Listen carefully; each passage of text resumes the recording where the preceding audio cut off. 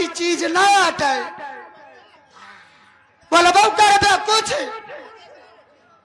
तो उसी तो एकदम उब चुकी है। एक बात सुन ले, अगर ऐसे दारू शराब पियत रह तो हम चली जाब अपने नहीं हरे फलानी लौट के दोबारा ना आई है, यह समझ ले।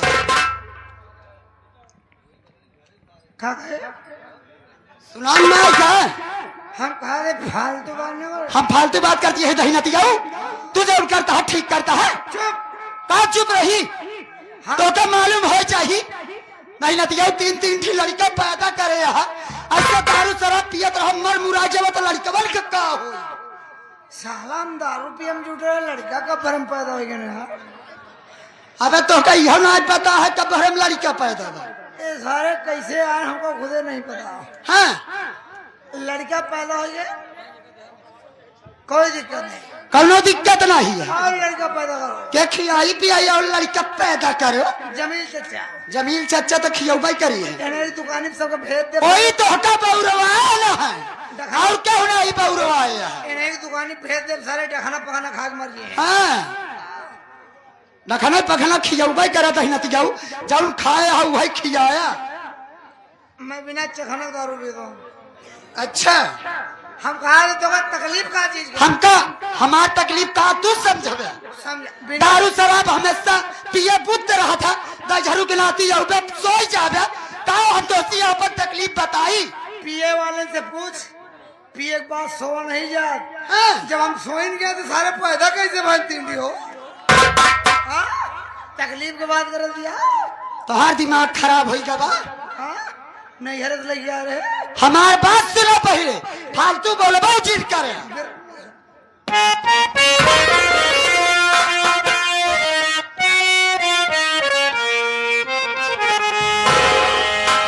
रउए की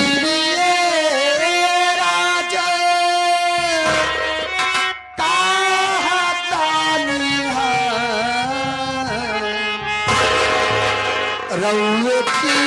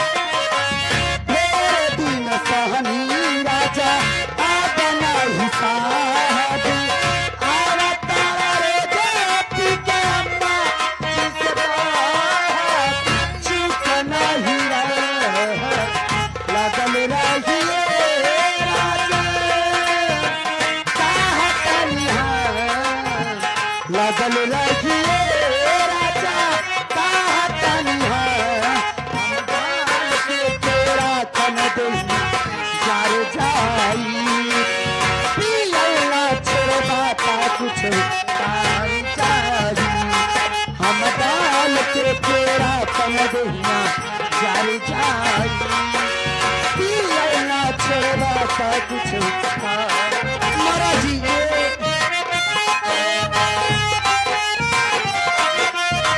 जहिया से चल जाइबो छोड़ के हमें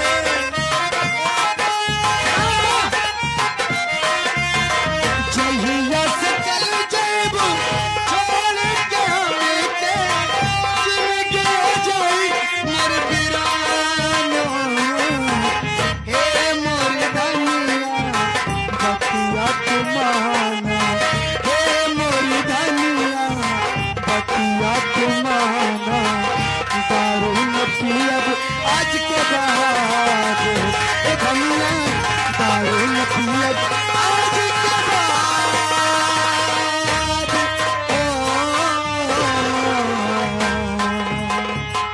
न पीबे ना